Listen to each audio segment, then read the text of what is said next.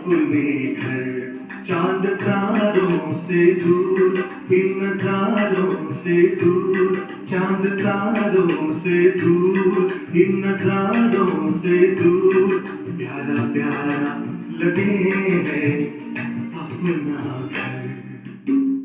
बेघर की मिट्टी से बड़ी दूर, आओ चले हम अपने घर।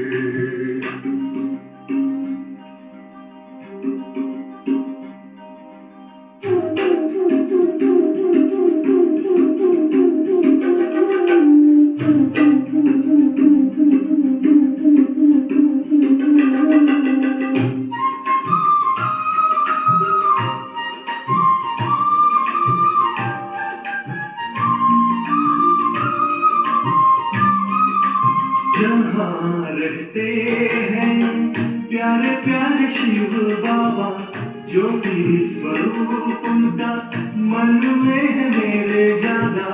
जहाँ रहते हैं प्यारे प्यारे शिव बाबा, ज्योति स्वरूप उनका मन में है मेरे ज्यादा। सबसे निराला रूप है उनका, जग पे है छाया जादू जिनका। चांद तारों से दूर, इन नजारों से दूर, प्यारा प्यारा लगे है अपना घर। देख की मिट्टी से बड़ी दूर, आओ चले हम अपने घर।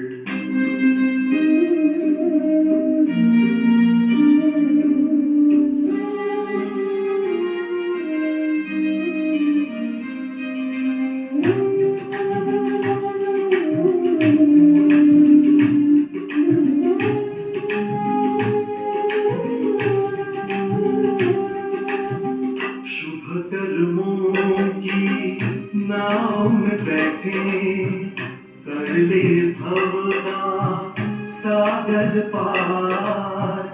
शिव बाबा की गोद में लेटे, आंधी तूफान होंगे मेरे पतवार। नैया लगेगी अपनी किनारे, उनकी कृपा से हो जीवन उधार। चांद तारों से दूर, इन नजारों से दूर, प्यारा प्यारा लगे है अपना घर। बेघर की मिट्टी से बड़ी दूर, आओ चले हम अपने घर। चांद तारों से दूर, इन नजारों से दूर, प्यारा प्यारा लगे है अपना घर।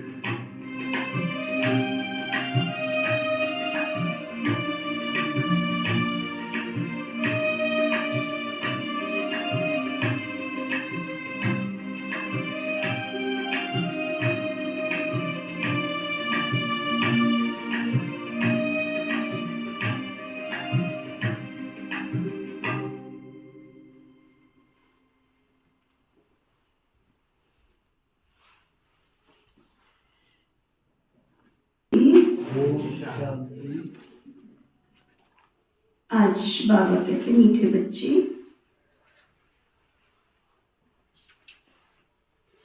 ये पावन बनने की पढ़ाई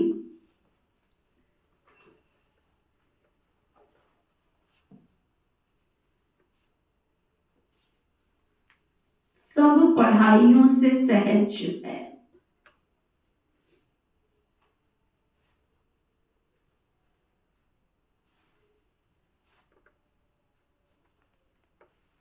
इसे बच्चे जवान बूढ़े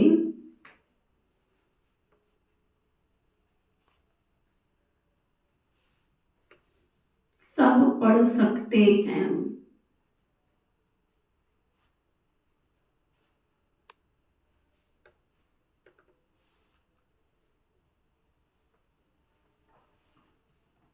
सिर्फ 84 जन्मों को जानना है।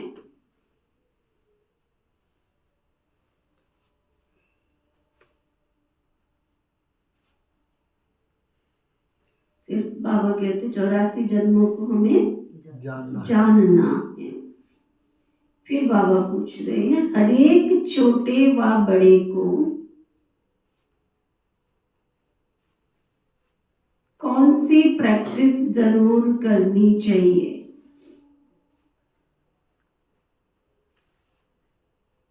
छोटा है बड़ा है कोई भी है, सबको प्रैक्टिस करनी है। कौन सी? बाबा बता रहे हैं हर एक को मुरली चलाने की प्रैक्टिस जरूर करनी चाहिए।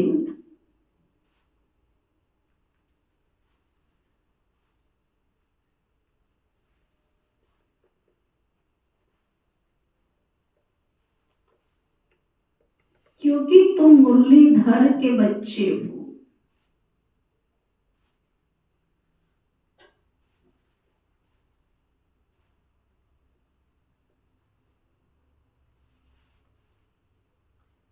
अगर मुरली नहीं चलाते हो तो भी ऊंच पद नहीं पा सकते हो।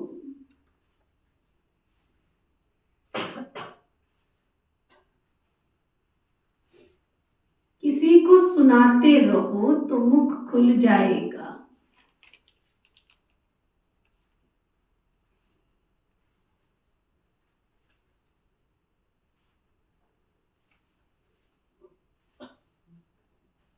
तुम हरेक को बाप समान टीचर जरूर बनना है।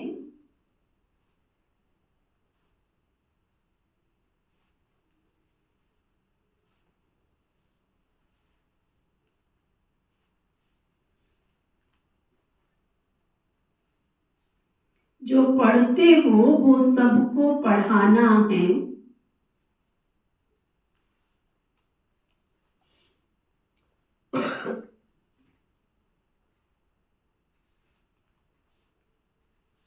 छोटे बच्चों को भी ये पढ़ाई पढ़ने का हक है।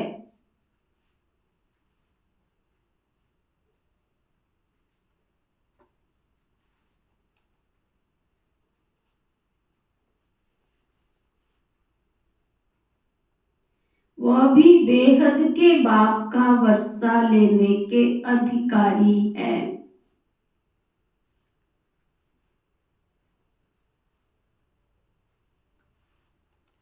पहली बात बाबा ने पक्की कराई कि ये पढ़ाई सब पढ़ाइयों में सहज है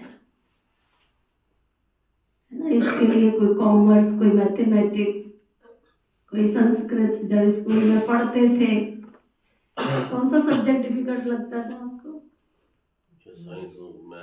साइंस और मैथ है ना। सबकी अपनी अपनी चॉइस होगी। किसी को इंग्लिश बहुत कठिन लगती थी और हंसराज भाई को मैथ। अच्छा, मैथ कितने लोगों को मुश्किल लगता था? अच्छा, इंग्लिश कितने लोगों को मुश्किल लगती थी?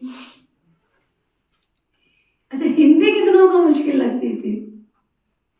हिंदी किसी को भी नहीं। संस्कृत पढ़ी है? किस किसने संस्कृत पढ़ी है? क्योंकि 8th क्लास तक संस्कृत कंपलसरी होती थी। और मुझे पता है कौन सा सब्जेक्ट मुश्किल लगता था? एक हिस्ट्री और एक हिंदी। ये 2 सब्जेक्ट मुझे इतने मुश्किल लगते थे ना, बहुत मुश्किल लगते थे। हिस्ट्री क्यों मुश्किल लगती थी? फलाना ये हुआ था, सोनीपत की पानीपत की लड़ाई ये हुई थी, इतने सन में हुई थी। रटने वाली विद्या। हिंदी भी मोस्टली क्या थी? रटने वाली विद्या। मेरे को रटने वाली विद्या बिल्कुल पसंद नहीं थी। मुझे समझने वाली विद्या बहुत अच्छी लगती थी। मेरे नंबर मैथमेटिक्स में और संस्कृत में, म्यूजिक में, इन 3 सब्जेक्ट में मेरे नंबर बढ़िया आते थे, फर्स्ट क्लास, है ना।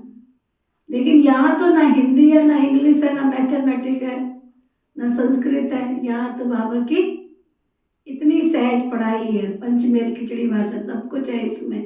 हिंदी भी है, अंग्रेजी भी है। इसमें बाबा की सारी भाषाएं, संस्कृत भी है, सब कुछ है, ऑल इन ऑल। और फिर भी सहज है। क्यों सहज है? बताओ क्यों सहज है? किस किस को सहज लगती है बाबा की मुरली? अधूरा किस किस को सहज लगती है? समझ में आने की बात, हाँ, समझ में आने की बात है, समझ से करे तो ठीक। इतनी सहज बाबा की मुरली है, एक एक बात बाबा इतने प्यार से, इतने तरीके से समझाते हैं। सिर्फ बाबा कहते हैं 84 जन्मों को जानना है कि मैं कौन से जन्म की कौन सी आत्मा हूँ। आपको पता है कि आजकल दुनिया के अंदर पास्ट थ्योरी भी बहुत चल रही है, पास्ट लाइफ की बातें भी बहुत बता के बीमारियों से लोगों को मुक्त किया जा रहा है। ऐसी भी कोई थ्योरियां निकली हुई हैं। मैं एक का सुन रही थी, तो वो कहता है, वो अपना एक्सपीरियंस शेयर कर रहा था, 3000 जन्म में वो पास्ट लाइफ गया। 3000 जन्म में वो पास्ट लाइफ गया, 3000। और बाबा तो हमें पूरे 5000 वर्ष का बताते हैं कि तुम अपना पास्ट देख सकते हो, तुम पहले क्या थे। केवल डेड साइलेंस में जाने की जरूरत है, तुम पीछे पीछे पीछे पीछे जा सकते हो, देख सकते हो क्या थे। और ज्यादा जाने की जरूरत ही नहीं है, पहले जन्म में चले जाओ सीधा कि हम सतयुग के देवी और देवता थे। तो वो जो सुना रहा था ना, उसने पास्ट लाइफ के 3000 बोल तो दिए, लेकिन देवी देवता तो कहीं नहीं आया उसके अंदर। और इस जन्म में भी वो कोई ब्रह्मा कुमारी विश्वविद्यालय में आके कोई बाबा का बच्चा तो बना नहीं है। तो उसने अपने जन्मों की जो हिस्ट्री सुनाई, उसमें मुसलमानों का सुनाया, राजाओं का सुनाया। किसी जन्म में वो राजाओं के, राजा तो नहीं सुनाया कि मैं राजा था, बट राजाओं के खानदान में पैदा हुआ, मुसलमानों के, मुगलों के घर में पैदा हुआ। फिर मैं कभी शायर बना, कभी मैं टीचर बना, कभी मैं ये बना, कभी मैं वो बना। एक चीज उसने बहुत अच्छी बताई कि जिनके साथ हमारी लविंग नेचर होती है, स्नेही वाली नेचर होती है, प्यार वाली नेचर होती है, संबंधों में मधुरता वाली नेचर होती है, जिसको दूसरे शब्दों में कहते हैं ट्यूनिंग, वो हमारे हर जन्म में कहीं ना कहीं कहीं ना कहीं कहीं ना कहीं कहीं ना कहीं वो साथ होते हैं, हमारे जुड़े हुए होते हैं हमारे साथ। कभी माँ के रूप में होते हैं, कभी पिता के रूप में होते हैं, कभी बच्चे के रूप में होते हैं, कभी दौरानी के रूप में, कभी जिठानी के रूप में, किसी ना किसी संबंध में वो हमारे साथ इर्द गिर्द रहते हैं, है ना। और बाबा ने तो हमें पूरे 84 जन्मों की कहानी बता दी। वो 3000 जन्म की बात कर रहा था, गप मार दिया। 5000 वर्ष की लाइफ में मनुष्य के ओनली और ओनली कितने जन्म होते हैं? 84 जन्म होते हैं, ओनली 84 जन्म होते हैं। ठीक है ना। दूसरी बात बाबा ने क्या कहा, आज बाबा ने एक और बात कह दी, सबको मुरली चलाना आना चाहिए। अगर मुरली चलाने की कला आ गई, माना मुझे मुरली पढ़नी है और दूसरों को सुनानी है, तो ये कला इतनी सेवा करा सकती है ना, क्योंकि जिसको सुनाने का होगा वो क्या करेगा, क्या करेगा? 2 बंदे तो ढूंढेगा ना सुनाने के लिए। चलो मैं तुमको मुरली सुनाता हूँ। मैंने बताया कई बार इस क्लास में बताया कि नारायणगढ़ में हमारी स्वरूपी माता थी। पहले वो जोर जोर से एक स्थान पर बैठ के मुरली पढ़ती थी, सिलाई सेंटर चलाती थी, सिलाई सेंटर का काम करती थी। फिर वहां पे उसकी जो माताएं थी उनको उसने सुनाना शुरू किया। टाइम फिक्स कर लिया, ऐसे नहीं होता कभी भी सुनाओ, टाइम फिक्स कर लिया, इस टाइम पे मुझे सुनाना है। पहले अपने आप को सुनाना शुरू किया टाइम फिक्स करके, फिर लोगों के साथ उसने सुनाना शुरू किया। और जब मैं उसके पास पहली बार गई तो 45 माताएं थी उसके पास, 45 माताएं। उस सिलाई सेंटर में कोई टीचर नहीं थी, कोई गुरु नहीं, कोई गोसाई नहीं, कुछ नहीं, कोई बाबा का रूम भी नहीं था, कोई ऐसी एग्जीबिशन भी नहीं थी। 45 माताएं, 45-50 के करीब होंगी, जिनको वो बाबा की मुरली सुनाती थी। और अनपढ़ बिल्कुल, जिसको पढ़ाई लिखाई नहीं आती थी ना। क्या प्यार होगा बाबा के साथ, और क्या प्यार होगा बाबा की सेवा के लिए, और क्या प्यार होगा बाबा की मुरली से। और आज वहां नारायणगढ़ में बाबा का सेवा केंद्र है, और सेवा केंद्र भी बड़ा, छोटा नहीं। किसने देखा यहाँ नारायणगढ़ का सेंटर? देखा, बड़ा सेंटर है। आपने देखा है ना? 1200 करीब जगह है उसके पास, 1200 1250 के करीब जगह है उनकी, बढ़िया बना, आलीशान। और उस चिराग में से एक भक्ति माता नाम की माता निकली। उसकी जमीन पड़ी थी, उसमें से पहले उसने थोड़ा टुकड़ा दिया, फिर ज्ञान में पक्की होती गई, फिर दूसरा टुकड़ा दिया, फिर ज्ञान में और पक्की हुई, फिर तीसरा टुकड़ा दिया। 3 भागों में वो सेंटर बना। अभी उन्होंने पीछे कोई जमीन बिक रही थी, तो उसको खरीद के उसको उसके साथ अपने बाबा के घर की तरह से बना लिया। बड़ा अच्छा खुला आलीशान हॉल वॉल सब बना लिया है। एक उस माता के दिए के चिराग ने देखो कहां से कहा, और कनेक्शन में उनके गीता पाठशाला भी। तब बाबा कहता कि अब तुम तो सोचोगे बाबा ने मुरली नहीं चलाते तो उच्च पद नहीं पा सकते, ये क्या हुआ? क्योंकि मुरली चलाएंगे तो तुम जिन आत्माओं का कल्याण करेंगे उनसे चैन बनती है। 1 से 2, 2 से 3, 3 से 4, ज्योत से ज्योत जगती है। आप जितने भी यहाँ बैठे हो, टाइम पास लाइफ हो रही है हमारी, टाइम पास। हम अपना भी पूरा कल्याण नहीं कर पा रहे, खेलपाल में जा रहा समय हमारा।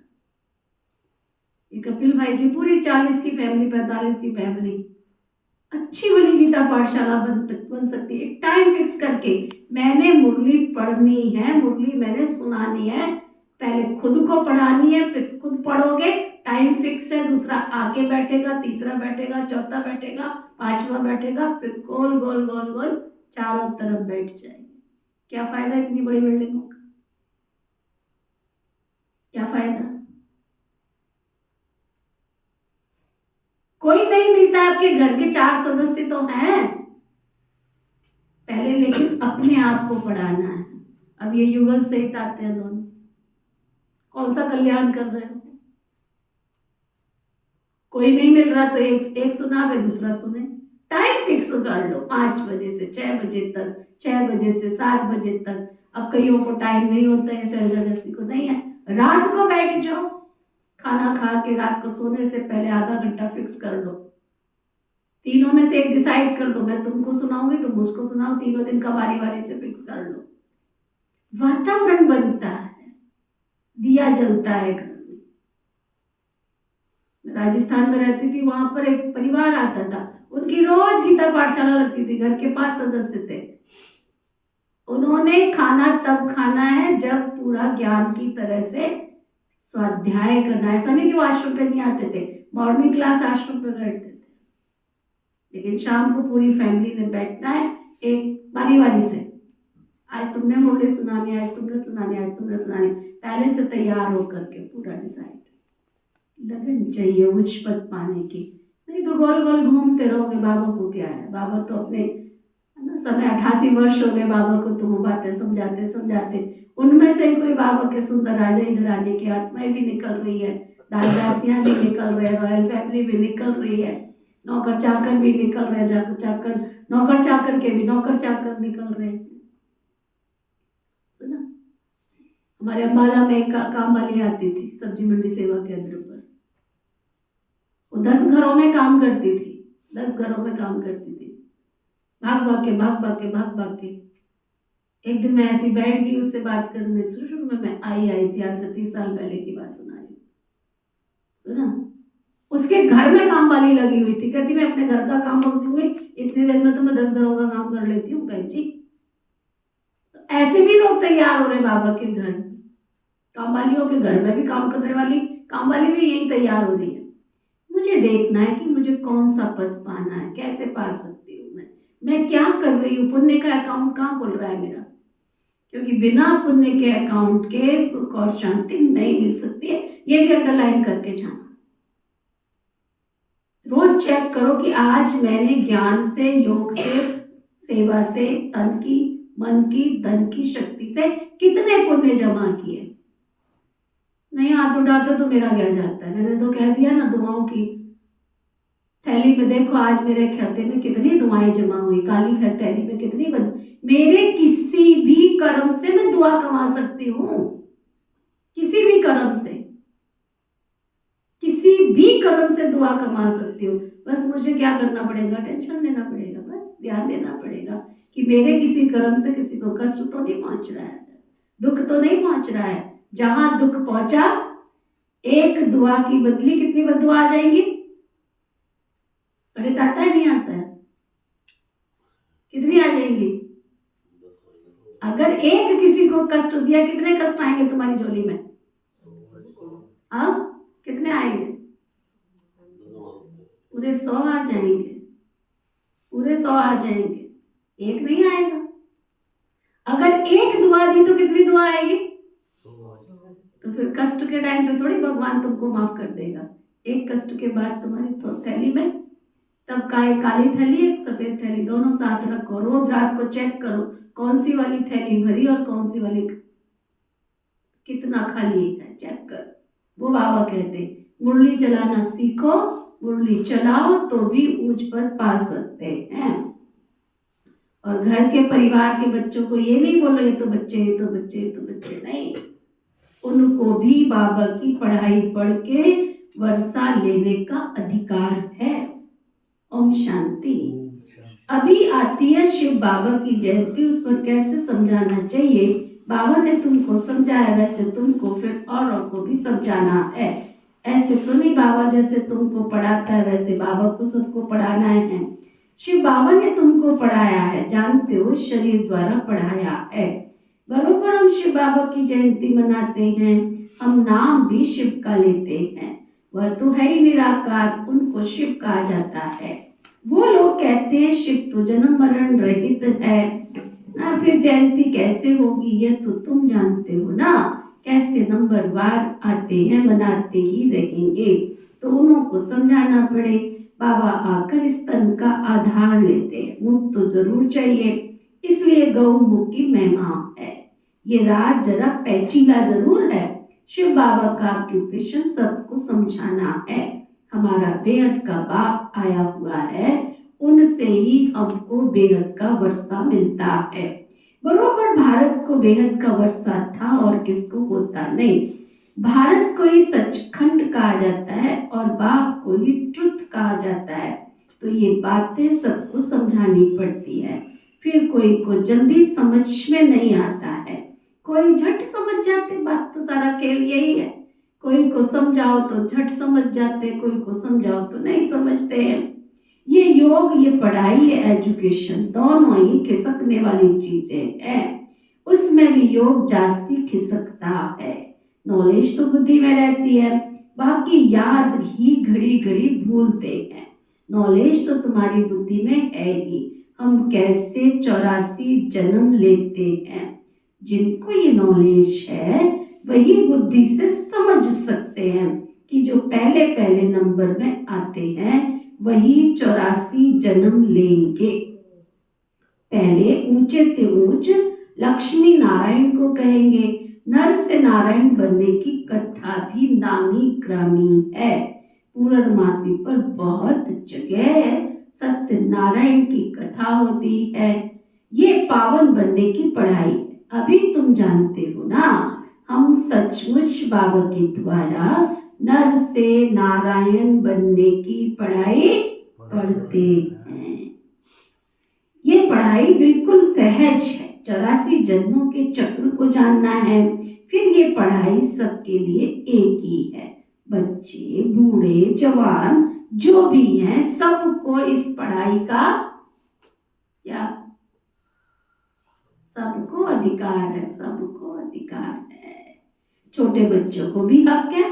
अगर माँ बाप इन्हों को थोड़ा थोड़ा सिखाते रहे तो टाइम बहुत बड़ा है। सिखाओ उनको, तुमको और कोई नहीं मिलते, तुम्हारे नाती पोते दो कोई लेके बैठ जाओ, आधा घंटा उनके ऊपर लगा लो। तुम आत्मा हो, प्रकृति के बीच में रहती हो, शरीर तुम्हारा साधारण सा है, इस कर्म इंद्रियों से काम करा, खुद को शौक होगा तब तो ना बच्चों को भी सिखाया जाता है कि शिव बाबा को याद करो, आत्मा और शरीर दोनों का बाप अलग अलग है। आत्मा बच्चा भी निराकारी है तो बाप भी निराकारी है। ये भी तुम बच्चों की बुद्धि में है। वो निराकार शिव बाबा हमारा बाप है, कितना छोटा है, ये अच्छी रीति याद रखना है, भूलना नहीं चाहिए। हम आत्मा भी बिंदी मिसल छोटी है। ऐसे नहीं ऊपर जाएंगे तो बड़ी दिखाई पड़ेगी, नीचे है तो छोटी दिखाई पड़ेगी, ऐसा नहीं है। आत्मा स्टार मिसल है, बिंदी है। बिंदी क्या देखने में आएगी? इन बातों को अच्छी रीति विचार करना है, चिंतन करना है। हम आत्मा ऊपर से आई है शरीर से पार्ट बजाने के लिए। आत्मा कभी घटती और बढ़ती नहीं है। ऑर्गन्स पहले छोटे फिर बड़े पीछे होते हैं। अभी जैसे तुमने समझा है वैसे फिर औरों को भी समझाना है।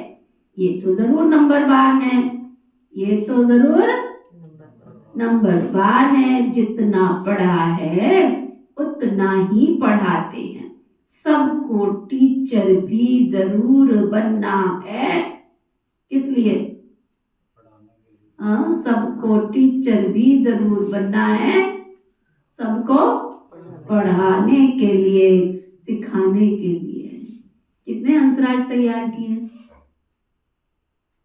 कितने? चेक करो, हम बाबा के बच्चे बने, हमने एक से एक कितने तैयार किए, कितने तैयार किए। अपना साथी भी तैयार नहीं कर पा रहे हो, मेरे पास आके बोलेंगे हमें कोई साथी दे दो। लो भाई 20 साल हो गए तुम्हें ज्ञान में चलते, अपना अपना एक साथी तो बना लो। चलो बाबा के पास ढूंढो किसको बना सकते हैं। गीता पाठशाला लगाओ अपने घर में।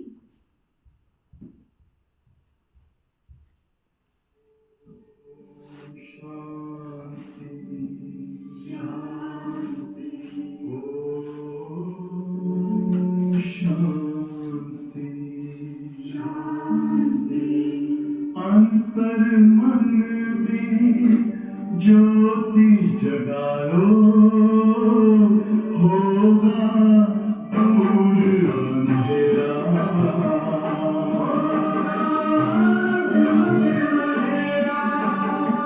शिव का कर लो ध्यान आरा, पावन पुण्य सवेरा।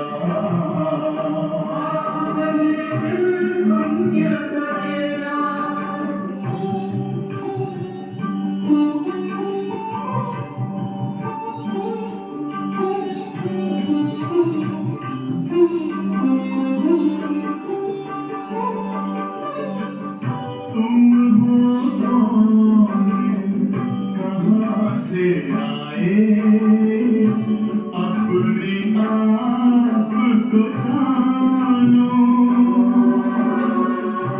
राजयोग के द्वारा अपना वर्ग पिता पहचानो। इसी राजपथ पर चलकर तुम पालो अपना बसेरा।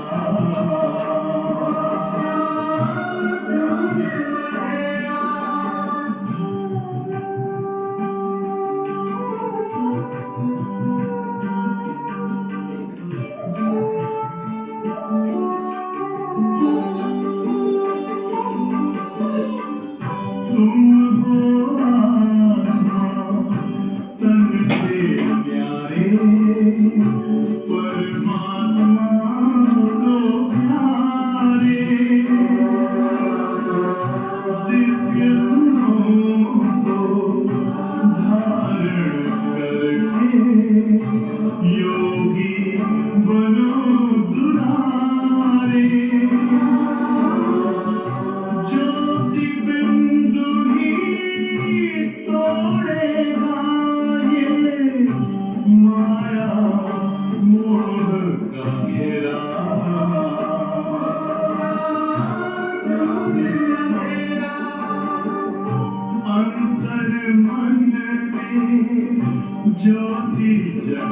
जो होगा दूर अंधेरा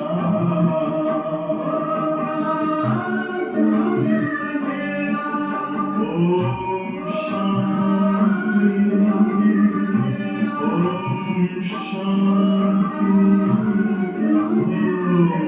शांति।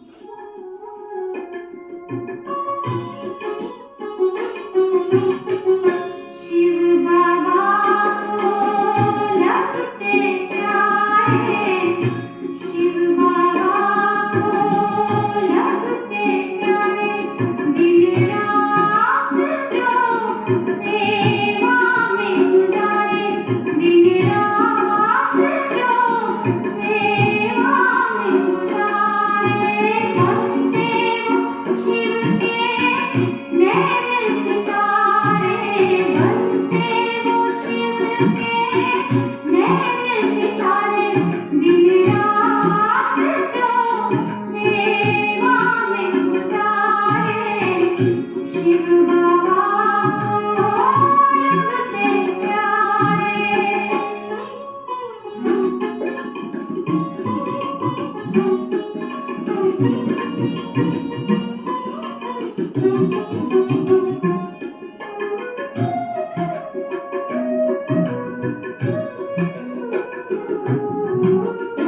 सासे रहती जो महारानी, जिनकी वाणी सदा कल्याणी, सासे रहती जो महारानी, जिनकी वाणी सदा कल्याणी, बाबा उन पे सब कुछ वाले, दिन रात जो सेवा में गुजारे, शिव बाबा को लगते प्यारे।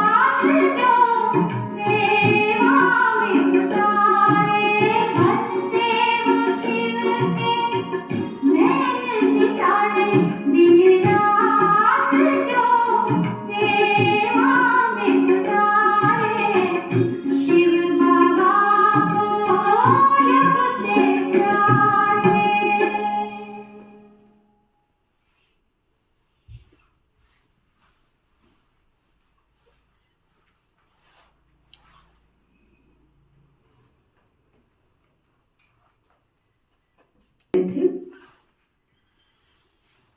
इन बातों को अच्छी रीति समझना है, बच्चों को विचार करना चाहिए। हम आत्मा ऊपर से आई है शरीर से पाठ बजाने। आत्मा घटती बढ़ती नहीं है, और वो आत्मा के बहुत छोटे हैं। अभी जैसे तुमने समझा वैसे तुमको औरों को भी समझाना। किसको समझाना? किसको समझाना है? किसको कह रहा है बाबा? किसको कह रहा है? जो बाहर रहते हैं उनको? ये तो जरूर नंबर 1 जो जितना पढ़ा उतना पढ़ाते हैं। सबको टीचर भी तो जरूर बनना है सिखाने के लिए। बाबा में तो नॉलेज है, वो इतनी छोटी सी परम आत्मा सदैव परम धाम में रहते हैं। यहाँ तो एक ही बार संगम युग पर आते हैं। बाबा को पुकारते भी है जब बहुत दुखी होते हैं, कहते आकर हमको सुखी बनाओ। बच्चे जानते हैं अब हम पुकारते बाबा आकर हमको पति दुनिया में से नई सतयुगी दुनिया पावन दुनिया में ले चलो, अथवा वहां जाने का रास्ता बताओ। जब भी वो खुद आवे तो रास्ता बतावे, वह आएंगे तब जब दुनिया को बदलना होगा। ये बड़ी सिंपल सी बातें नोट करनी चाहिए। बाबा ने आज ये समझाया, बाबा ने आज ये समझाया। हम भी ऐसे सबको समझाते हैं। प्रैक्टिस करते करते मुख खुल जाएगा।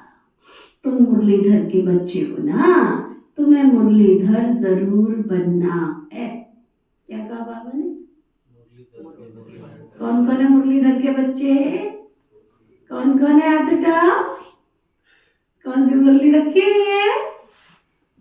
तो मुरलीधर बच्चों की निशानी तुम्हें सबको मुरली सुनानी है ना, तो मुख खुल जाएगा। जब औरों का कल्याण करेंगे ना, तब नई दुनिया में ऊंच पद आएंगे।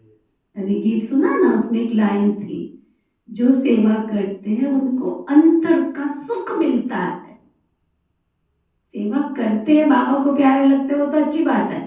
भाई आपके घर में भी आपका बच्चा सहयोगी बने, आपको प्यार नहीं आएगा? मान लो आपको वो समय पे पानी दे देता है, आपके साथ रसोई में मदद करवा देता है, आपके कपड़े धुलाई करने में सुखाने में मदद कर देता है ना? तो आप क्या करोगे? क्या करोगे? हाँ, उसकी बिन मांगे इच्छा पूरी करोगे कि नहीं करोगे? कि मांगना पड़ेगा उसको? हाँ, आपको गरम गरम रोटी खिला रहा है वो, है ना? गरम गरम तवे से उतार कर रोटी खिला रहा है, आपका मन नहीं करेगा कि तू बैठ जा, मैं तेरे को रोटी खिलाती हूँ गरम गरम? करेगा नहीं करेगा?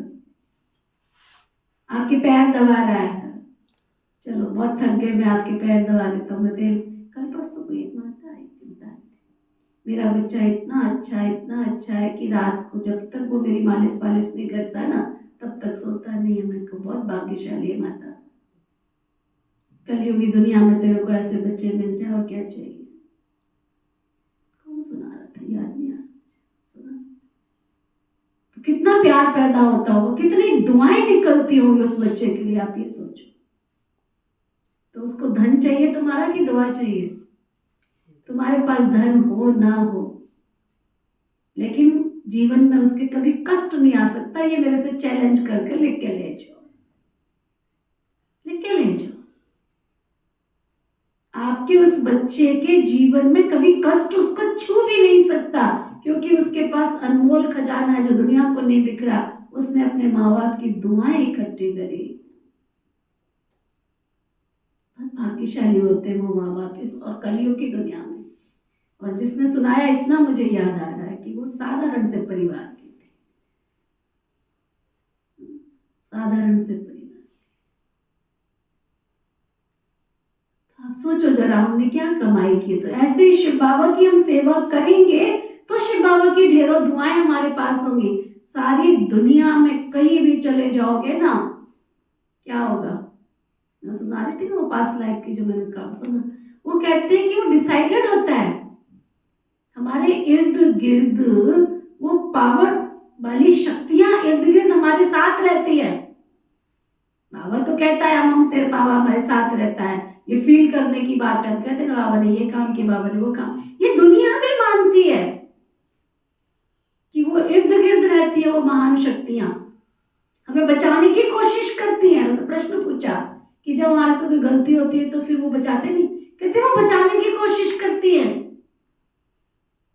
वो राह बताती है, हमको बचाने की कोशिश करती है, लेकिन हम उनको इग्नोर करते हैं। फिर वो कहते हैं अच्छा, है ना। तो बाबा कहते हैं बच्चे प्रैक्टिस करते रहो, जब औरों का कल्याण करेंगे तब नई दुनिया में ऊंच पद पाएंगे। मैं पढ़ाई तो यहाँ के लिए है, ये भविष्य नई दुनिया के लिए पढ़ाई तुम पढ़ रहे हो। वहां तो सदैव सुख ही सुख होगा, वहां 5 विकार तंग करने वाले होते नहीं है। यहाँ रावण राज्य अर्थात पराये राज्य में हम हैं, तुम ही पहले अपने राज्य में थे। तुम कहेंगे नई दुनिया, फिर भारत कोई पुरानी दुनिया कहा जाता है, गायन भी है ना, नई दुनिया में नया भारत। ऐसे नहीं कहेंगे नई दुनिया में इस्लामी मोदी, नहीं। अभी तुम्हारी बुद्धि में बाप आकर हम बच्चों को जगाते हैं। ड्रामा में पार्ट है उनका ऐसा, बाबा कोई आकर स्वर्ग बनाते, भारत कोई स्वर्ग बनाते हैं। भारत ही पहला देश है, भारत पहला देश जिसको स्वर्ग कहा जाता है। ऑस्ट्रेलिया को स्वर्ग कहते हैं क्या? भारतवासी कितने मूर्ख हो गए हैं, कितने मूर्ख हैं। अब देखो हम विदेश जाएंगे, विदेश जाएंगे, क्या रखा है विदेश में? घूमने जाते हैं वो तो सतयुग में भी जाएंगे हम घूमने के लिए, पिकनिक स्थान बनेंगे हमारे। विदेशियों को पूछो तो वो कहते हैं हम अगला जन्म भारत में लेना चाहते हैं। और भारतवासी भारत में रह के इतने मूर्खानंद बने हुए हैं कि उनको विदेशी चाहिए। आप मधुबन में आके देखो, जो बाबा के घर में पहले तो जो भी आते थे ना, अभी भी 1-1, 2-2 महीना सारा कारोबार फिनिश करके आते हैं वहां से। वो ये नहीं सोचते हैं कि कल को हमको खाने को क्या मिलेगा, ये नहीं सोचते हैं। मकान जायदाद प्रॉपर्टी सब कुछ बेच बाच के फिर आते हैं, फिर 2 महीने 3 महीने आराम से रहते हैं, आराम से फिर जाते हैं, फिर जाके स्टेबिलिटी, फिर जाके वो सारा नए सिरे से शुरू करते हैं, नौकरी धंधा सब कुछ। कितना निश्चय होगा। वृंदावन में भी काफी अंग्रेज छोड़ के आ गए हुए हैं। आप देखो हम दूसरी दुनिया में क्यों जाए, हमारी दुनिया ही बाबा का घर है, तो बाबा की बात करेंगे ना। बहुत ऐसे हैं और हर साल उनको आना है। वंडरफुल कहानी है, वंडरफुल कहानी है। हर साल बाबा के घर आना है, बाबा से मिलन मनाना ही मनाना है उनको। उनका कितना खर्चा होता है, तुम्हारा कितना होता है? और हम इतने खर्चे में भी नुक्कड़ पता नहीं क्या क्या सोच लेते हैं। वो तो सारा सब कुछ बेच बाच के फिर बाबा से मिलन मनाने आते हैं ना। और हमारे में से ये शीला को पूछो कितने साल हो गए, और जितनी बार मिलेगी उसको जबरदस्ती लेगी। अपने आप खुशी से कभी नहीं आई दीदी मेरा भी दिल कर रहा है मैं भी जाऊं बाबा के घर मधुबन, कभी नहीं। कुर्सी वाली शीला नहीं, नीचे वाली शीला शीला नंबर 1। कितने साल हो गए शीला में? हाँ कितने साल हो गए हैं। जबरदस्ती लेके नहीं, जबरदस्ती मैं कहा नहीं इस बार तेरे को लेके ही जाना है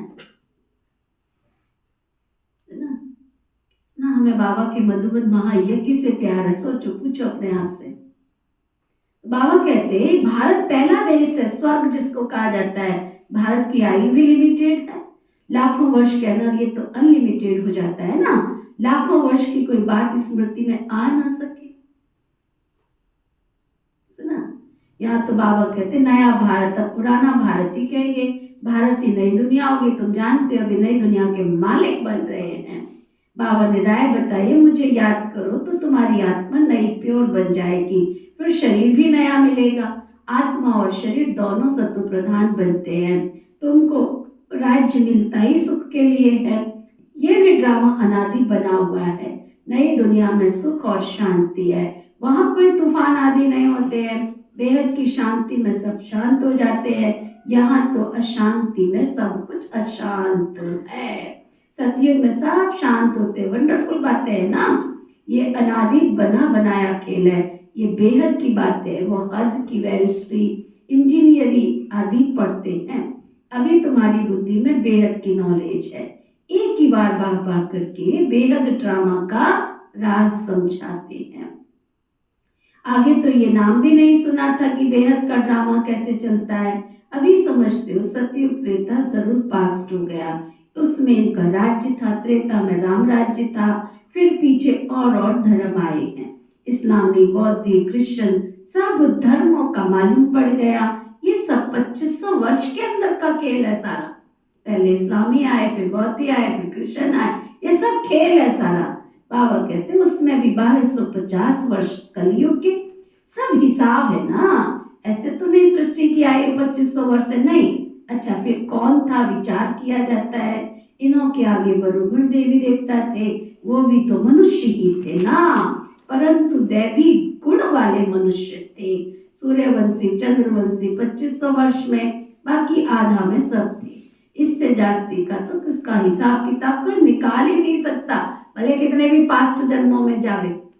और कहते 2500 के हिसाब से आगे कोई जा ही नहीं सकता है। सतयुग किसको दिखेगा, है ना। सतयुग में दुनिया वाली आत्माओं ने कोई जन्म लिया है जो उनको सतयुग दिखेगा, जा ही नहीं सकते। बाबा कहते तो जरूर सबसे बड़ी आयु उनकी होगी जो पहले पहले सतयुग में आते हैं। कल्प कल्प भी 5000 वर्ष का है। वो लोग 84 लाख क्यों नहीं कह देते हैं, तो कल्प की आयु भी लाखों वर्ष कह देते हैं। कोई माने भी नहीं ना, इतनी बड़ी दुनिया नहीं हो सकती। तो बाबा बैठ समझाते वो सब अज्ञान है और ये ज्ञान है। अब ये ज्ञान आया कहाँ से, ये किसको मालूम नहीं है कि बाप बैठ इनको ज्ञान का सागर, एक बेहद का बाप है, वही बैठ बच्चों को समझाते हैं, वही ज्ञान देते हैं। इस ब्रह्मा मुख से कहते हैं ना गौमुख, इस गौ माता से तुम सबको एडॉप्ट करते हैं। ये थोड़ी सी बातें समझाने में तो बहुत सहज है। एक रोज समझाकर फिर छोड़ देंगे तो फिर बुद्धि और बातों में लग जाएगी। स्कूल में एक दिन पढ़ा जाता है या रेगुलर पढ़ना होता है? एक दिन पढ़ा जाता है कि रेगुलर? तो फिर भाई क्या सोचे जा रहे हो? हाँ, बाबा कहते हैं स्कूल में एक दिन पढ़ा जाता है या रेगुलर? नॉलेज एक दिन में नहीं समझी जा सकती है। बेहद का बाप हमको पढ़ाते हैं तो जरूर बेहद की पढ़ाई की होगी ना। बेहद का राज पढ़ाई भी तो बेहद की होगी ना। बेहद का राज्य देते हैं, भारत में बेहद का राज्य था ना। ये लक्ष्मी नारायण बेहद का राज्य करते थे। किसको ये बातें स्वप्न में नहीं है जो पूछे कि इन्होंने राज्य कैसे लिया। उन्होंने भी मेजॉरिटी प्योरिटी जास्ती थी, योगी है ना, इसलिए आयु भी बहुत बड़ी होती है। ये लक्ष्मी नारायण बेहद का राज्य करते थे। किसको ये बातें स्वप्न में नहीं है जो पूछे कि आखिर लक्ष्मी नारायण ने राज्य कैसे लिया। उन्होंने ब्यूटी जास्ती थी, योगी है ना। बाबा कहते मनुष्य जानते नहीं हैं, हम ही योगी थे, फिर हम ही 84 जन्म लेकर भोगी बन गए हैं। मनुष्य नहीं जानते कि ये जरूर पुनर्जन्म में आए होंगे। इन्हों को भगवान भगवती नहीं कहा जाता। इनसे पहले तो कोई नहीं जिसने 84 जन्म लिया हो। पहले पहले जो सतयुग में राज्य करते हैं वही 84 जन्म लेते हैं। फिर नंबर बार नीचे आते हैं। हम आत्मा सो देवता बनेंगे, फिर हम सो क्षत्रिय, फिर हम सो वैश्य, फिर शूद्र बनेंगे। डिग्री कम होती जाती है ना।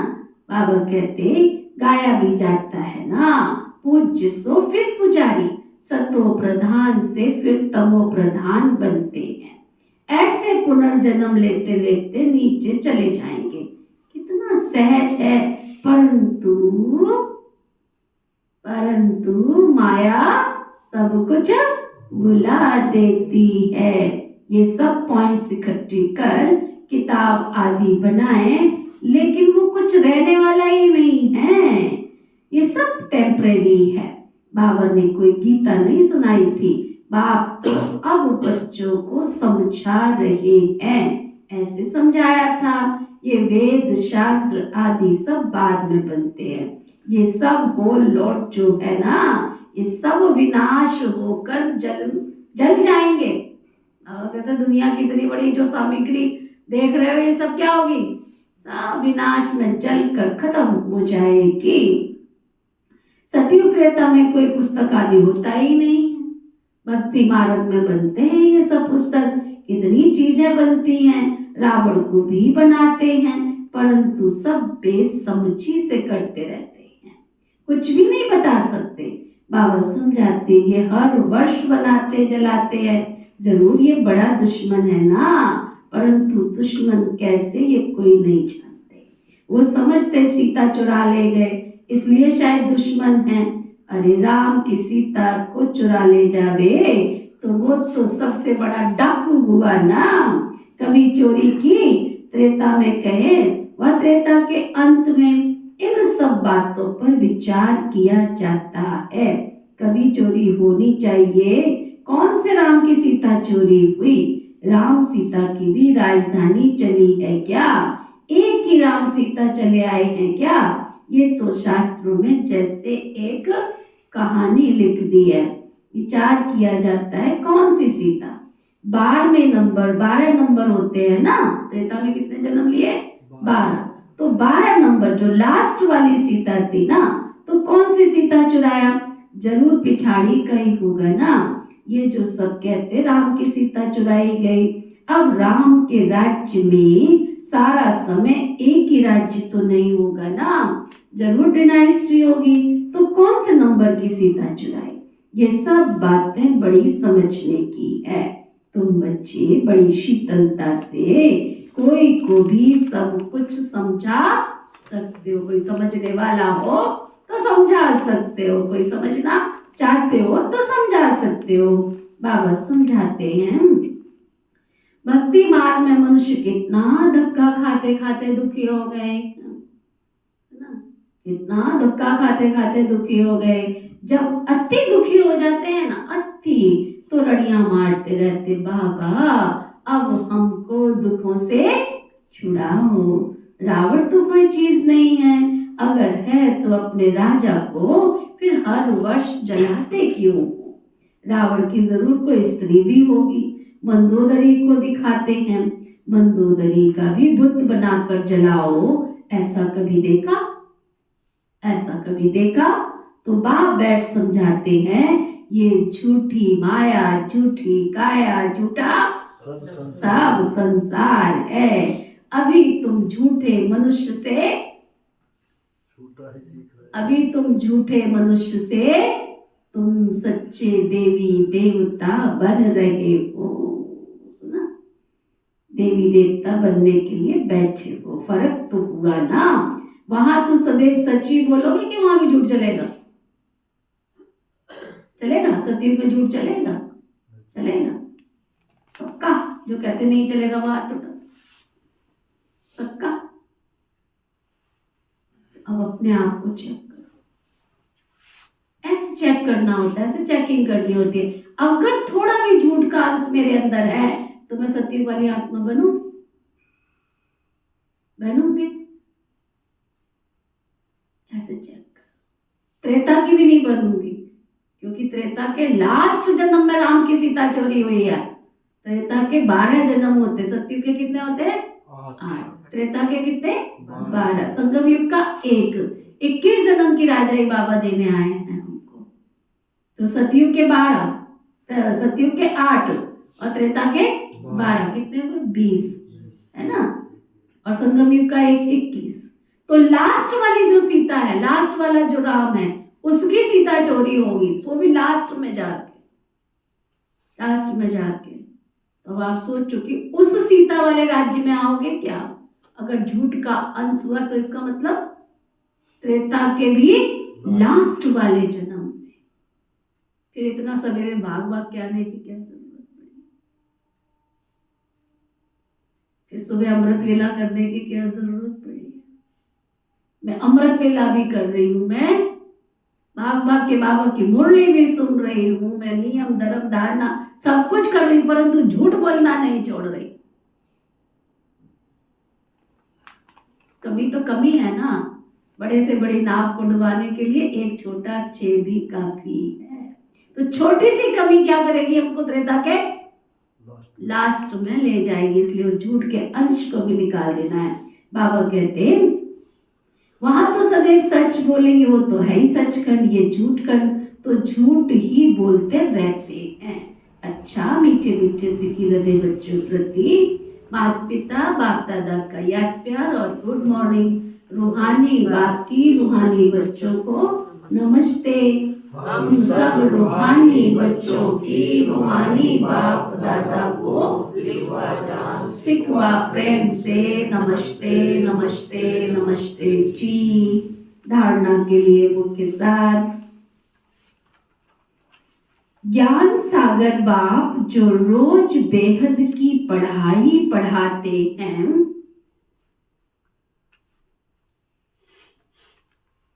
उस पर विचार सागर मंथन करना है।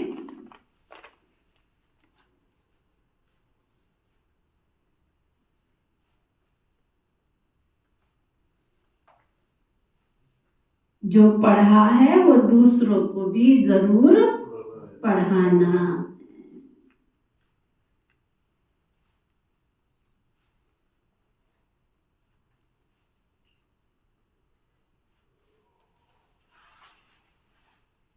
ये बेहद का ड्रामा कैसे चल रहा है,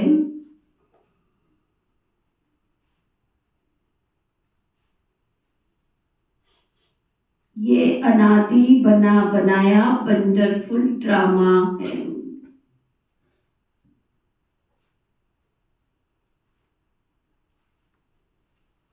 इस राज को अच्छी रीति समझकर फिर औरों को समझाना है।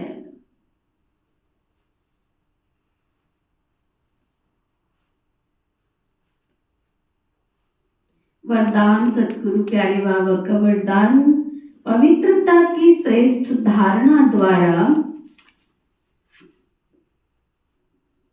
एक धर्म के संस्कार वाले समर्थ सम्राट भव। कितना सुंदर वरदान दिया बाबा ने, पवित्रता की श्रेष्ठ धारणा द्वारा। मन वचन कर्म से रोज चेक करो, मैं पवित्र आत्मा बनी। पवित्र आत्मा की पवित्रता की श्रेष्ठ धारणा द्वारा एक धर्म के संस्कार वाले समर्थ सम्राट भव। आपके स्वराज्य का धर्म अर्थात धारणा पवित्रता है। एक धर्म अर्थात एक धारणा, स्वप्न व संकल्प मात्र भी अपवित्रता अर्थात दूसरा धर्म ना हो, क्योंकि जहां पवित्रता है वहां अपवित्रता अर्थात व्यर्थ व विकल्प का कोई नाम निशान नहीं होगा। ऐसे संपूर्ण पवित्रता के संस्कार भरने वाले ये समर्थ सम्राट हैं। अभी के श्रेष्ठ संस्कारों के आधार से भविष्य संसार बना है। अभी के संस्कार भविष्य संसार का फाउंडेशन, समझा? अभी जो मैं कर रही हूं उसके आधार पर भविष्य तैयार हो रहा है। स्लोगन, विजयी रतन वही बनते हैं। विजय की निशानी, विजयी रतन वही बनते हैं जिनकी सच्ची प्रीत एक परमात्मा के साथ है। आज का व्यक्ति इशारा, संतुष्टता के गुण को धारण कर हद के तेरे मेरे के चक्कर से मुक्त रहो। संतुष्टता सदा निर्विकल्प एक रस के विजयी आसन की अधिकारी बनाती है। संतुष्ट मणियां सदा बाप दादा के दिल तख्त नशीन सहज स्मृति के तिलकधारी विश्व परिवर्तन के सेवा के ताजधारी बन अपने संपन्न स्वरूप में स्थित रहती हैं। ये संतुष्टता ही ब्राह्मण जीवन का जिय दान है। ओम शांति।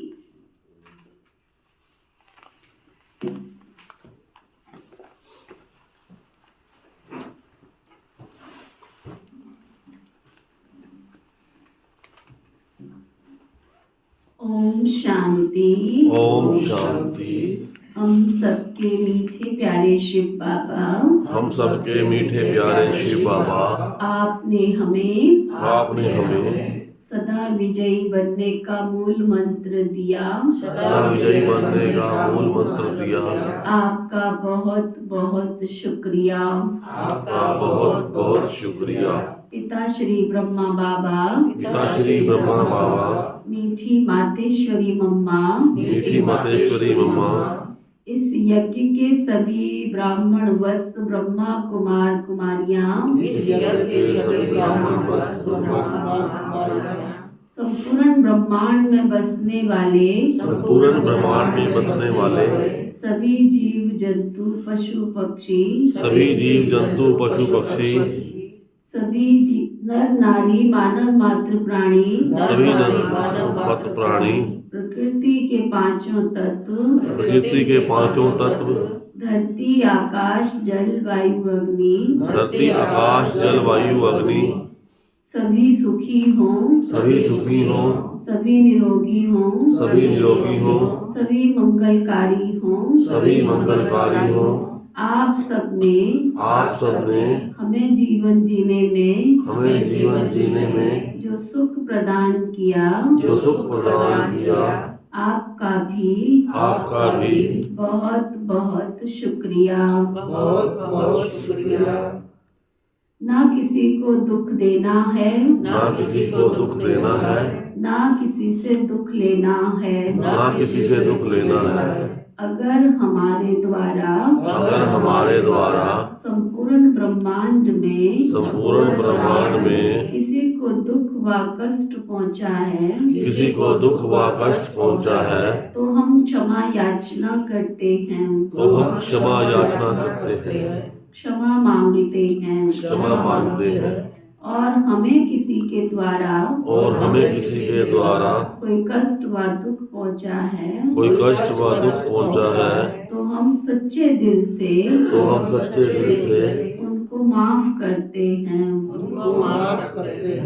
धर्म की जय हो, अधर्म का नाश हो, प्राणियों में सद्भाव हो,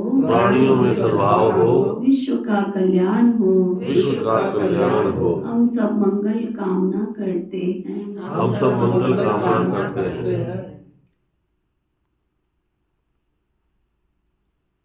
इस संपूर्ण जगत के स्वामी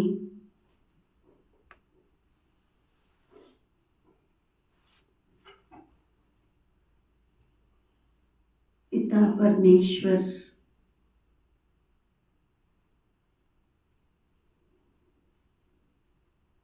सर्व शक्तियों के दाता विधाता भाग्य विधाता की संपूर्ण शक्तियां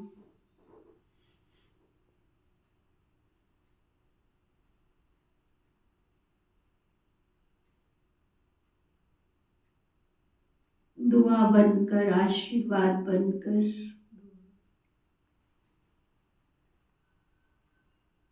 मेरे अंदर समाती जा रही है।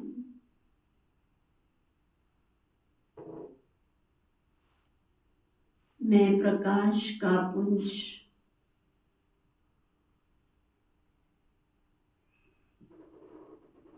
संपूर्ण दिव्य शक्तियों से भरपूर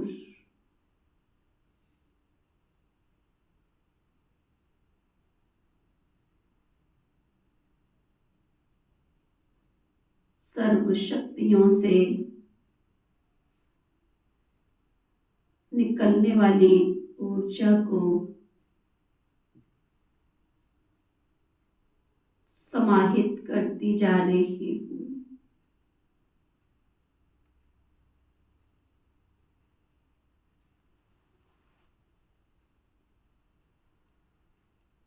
दिव्य दिव्य शक्तियों के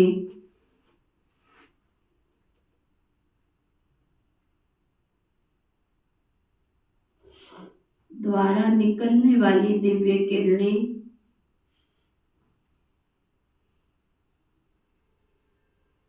मेरे चारों तरफ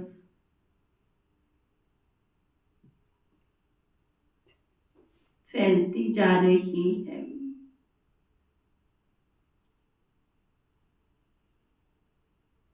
मैं प्रकृति जीत पवित्र आत्मा हूँ। सभी अनुभव करेंगे, मन की आंखों से देखेंगे। ये शरीर हमारी प्रकृति है। 5 तत्वों का बना हुआ है। मैं प्रकृति जीत पवित्र आत्मा हूँ।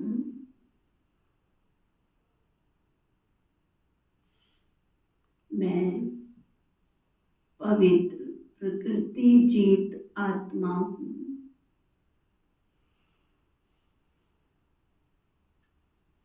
पवित्रता की सुनहरी गोल्डन किरणें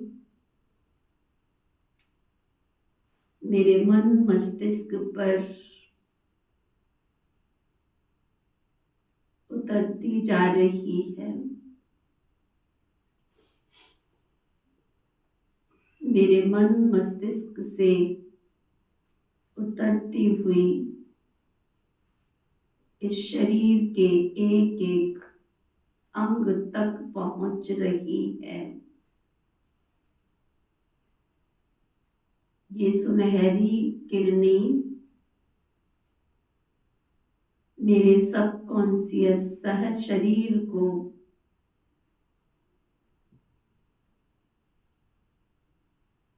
प्रकाशित कर रही है।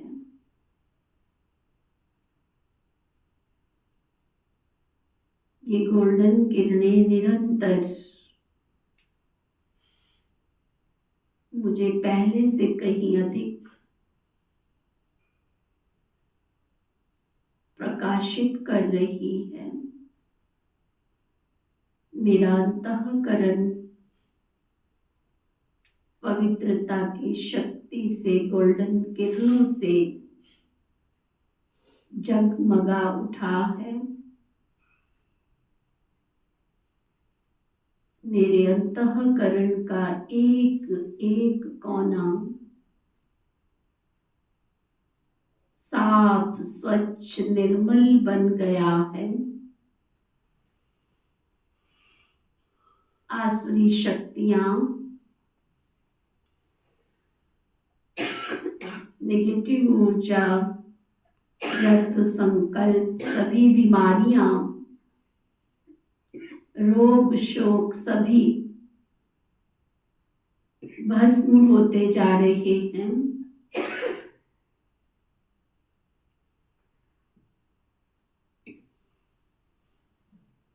सब स्वाहा स्वाहा होते जा रहे हैं। मेरे अंतर जगत का शुद्धिकरण हो रहा है। मेरे अंदर एक नई क्रांति, नई ऊर्जा, नई शक्ति का संचार हो रहा है। मैं दिव्य और शक्तिवान बनती जा रही हूँ। मेरी डिविनिटी, मेरी दिव्यता मेरे चारों ओर सुंदर सुरक्षा कवच बनती जा रही है।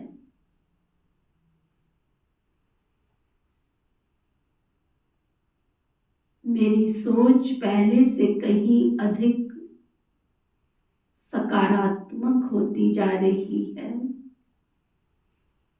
मेरे शुद्ध विचारों का प्रभाव मेरे मन मस्तिष्क पर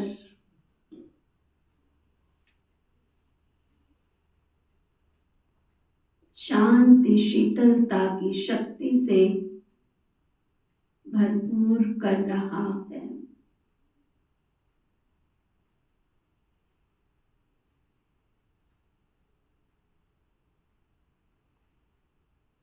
पवित्र सुंदर सुनहरी किरणें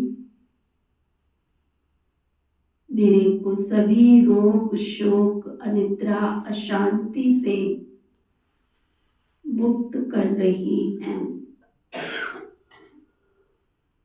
मैं रोग मुक्त निरोगी कंचन काया प्राप्त कर रही हूँ। मैं स्वस्थ हूँ, मैं निरोगी हूँ। ऐसी शुभ शक्तियाँ इस वातावरण को भी शांत शीतल मधुर खुशनुमा बना रही है। इस ज्ञान के सागर के गंगा तट पर, ज्ञान की गंगा में, शुद्ध विचारों की नदी में डुबकी लगाकर मैं आत्मा पावन पावन पावन बनती जा रही हूँ।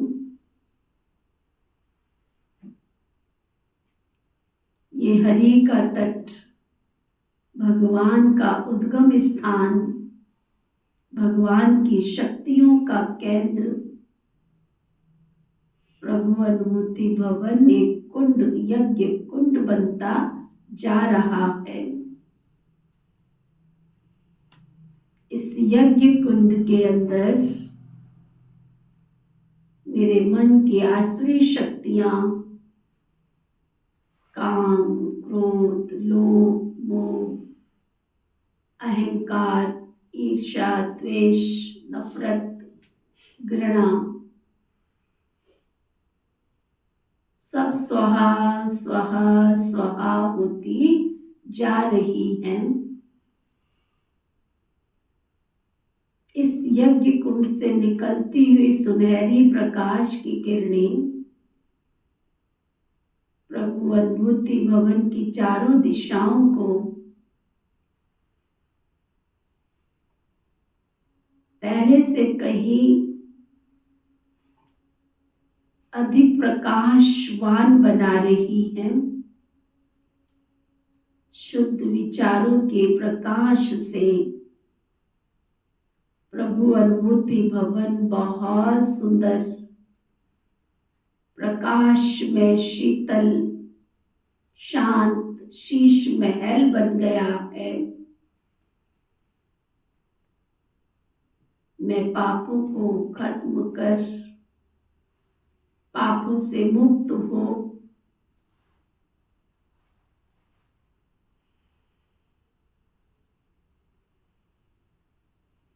पावन पावन बनती जा रही हूँ। ये पावन वाइब्रेशंस, पवित्र वाइब्रेशन, पवित्र शक्तियाँ मुझे स्पर्श करते हुए मेरे घर, मेरे परिवार, इस ब्राह्मण परिवार के हर सदस्य को स्पर्श करते हुए सबको सद्ज्ञान, सद्शक्ति, सद्विचारों से भरपूर कर रहे हैं। ये दिव्यता की शक्ति सबको रोग मुक्त, शोक मुक्त बना रही है।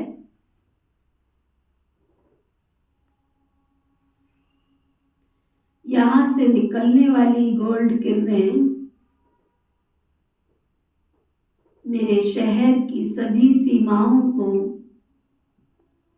सुंदर सुनहरे प्रकाश से भरपूर कर रही हैं। प्रकृति के एक एक तत्व को स्पर्श कर संपूर्ण ब्रह्मांड में बसने वाले सभी जीव जंतु, पशु पक्षी, नर नारी, मानव मात्र प्राणियों को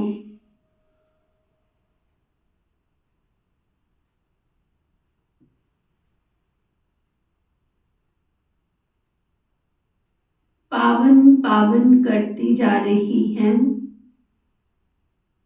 ऐसी शुद्धता, ऐसी पावनता पाकर सब प्रभु के द्वार, प्रभु अनुभूति भवन की पावन ज्ञान की गंगा में डुबकी लगाने के लिए पहुंचती जा रही हैं। भगवान के इस अद्भुत शक्ति को देख वाह प्रभु के गीत गा रही हैं।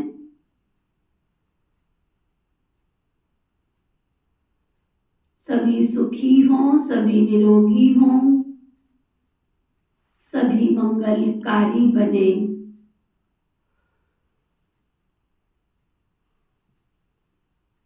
ऐसी हम सबकी श्रेष्ठ भावना, शुभकामना है। मैं प्रकृति जीत पवित्र आत्मा, मैं प्रकृति जीत पवित्र आत्मा, मैं प्रकृति जीत पवित्र आत्मा व सभी मेरे स्नेही सहयोगी सभी स्वस्थ हों, निरोगी हों, पावन बने, मंगलकारी हों, कल्याणकारी हों, सबका भला हो, सब सुख पाए, सबका कल्याण हो। ऐसी हम सब ब्राह्मण आत्माओं की शुभ भावना, शुभकामना है। ओम शांति शांति शांति।